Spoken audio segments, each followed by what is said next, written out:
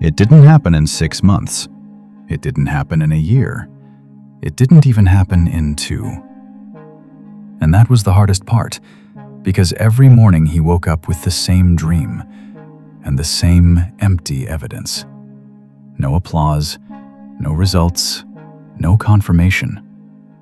Just silence. But he kept going, not because he could see it, but because he believed it. While everyone else lived by what was visible, he lived by vision. They called it unrealistic. They called it a waste of time. They told him to be patient, or practical, or normal.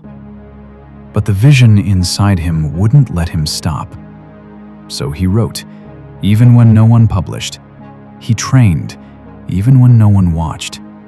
He worked, even when his body begged him to quit. Every muscle ached, every doubt screamed, every excuse tried to win. But he told himself something simple. Where I am is temporary. And that changed everything. There were attacks, criticism, opposition from people who couldn't see what he saw. Some doubted him, some laughed. Some hoped he'd fail, just to feel better about staying where they were. And there were moments, quiet moments, when he questioned himself. Not because the dream wasn't real, but because the road was harder than he imagined. Still, he showed up, day after day, when it was hard, when it was lonely, when it was painful. Because to him, it was worth it. One day, he realized something most people never do. The world is full of talent. But talent doesn't build dreams. The body has limits. The mind does not.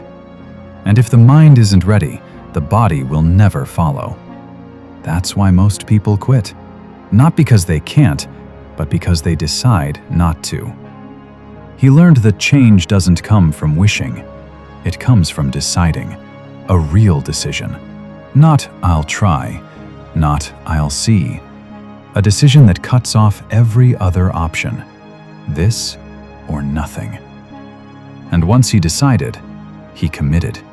Not for a week, not for motivation, but for the long haul.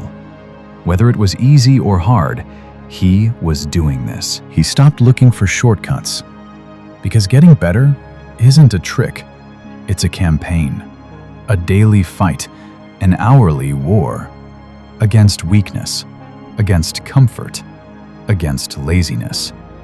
Waking up early, going to bed tired, grinding when no one was watching, failing, and refusing to let failure define him. Because failure wasn't the enemy. Quitting was. There were painful seasons. Loss, disappointment, setbacks that didn't make sense. Moments where life asked, how bad do you want this? Pain changed him, but not in the way it was meant to break him. It sharpened him. Instead of coming out bitter, he came out better. Instead of defeated, he came out focused. He learned not to waste pain. Because pain isn't there to stop you. It's there to prepare you. There were times the dream felt buried. Under mistakes, under delays, under discouragement. But every time he remembered it, he removed some of the dirt. Every time doubt tried to suffocate it, he shook it off and kept moving. Because dreams don't die, they wait. And opposition is proof that something great is still alive inside you. So he started again. Not because it was easy, but because quitting guaranteed failure. He asked better questions. What do I need to learn? Who do I need to become? Who do I need around me?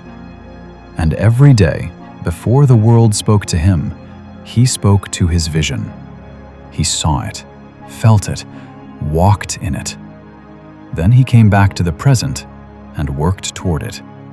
5 minutes at a time, one decision at a time. And one day, not suddenly, not magically, but inevitably, the work showed up.